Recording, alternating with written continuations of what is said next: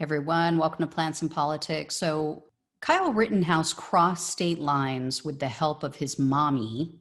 He strolled around with a semi-automatic weapon at the age of 17, by the way, and then murdered two people who had no weapons, and then shot and seriously injured a third person who also had no weapon.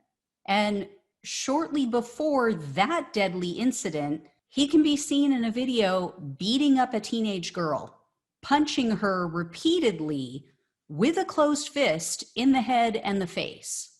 This piece of shit, who clearly has zero self-control, should be behind bars. Instead, Trump's terrorists helped to bail him out. He's still being carted around by his chief enabler, his mommy. He's hanging out in bars and drinking alcohol while he's not 21, and he's now been caught on camera doing all this, also while flashing the white power sign and taking photos with white supremacists. So according to people at a bar, he was serenaded with the Proud Boys anthem.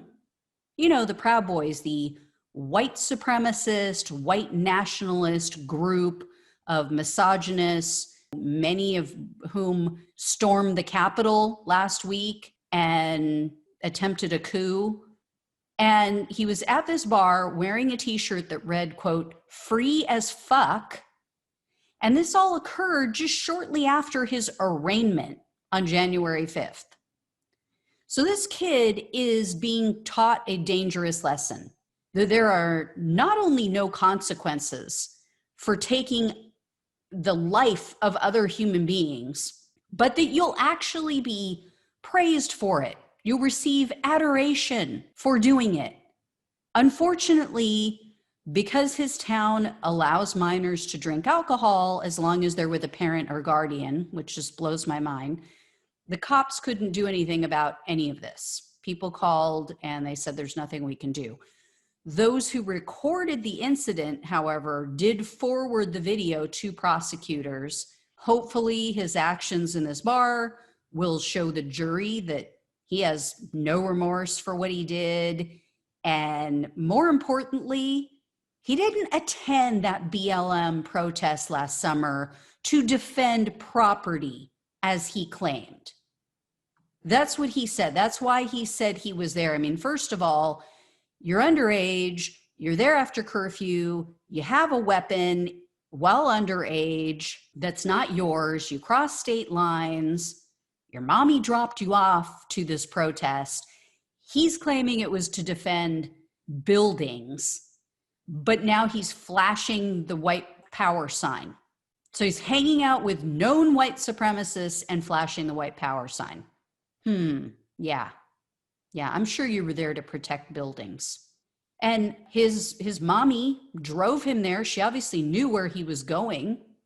She knew where she was taking him with a dangerous weapon, by the way. Why hasn't she been charged? Can't she be charged for contributing to the delinquency of a minor or as an accomplice to his crimes? They should both be behind bars. She's old enough to know better. And I love the illogical thought process and how these white supremacists and the MAGA crowd tries to twist themselves into pretzels defending this kid. Yet they're all arguing last week that Ashley Babbitt shouldn't have been shot and killed.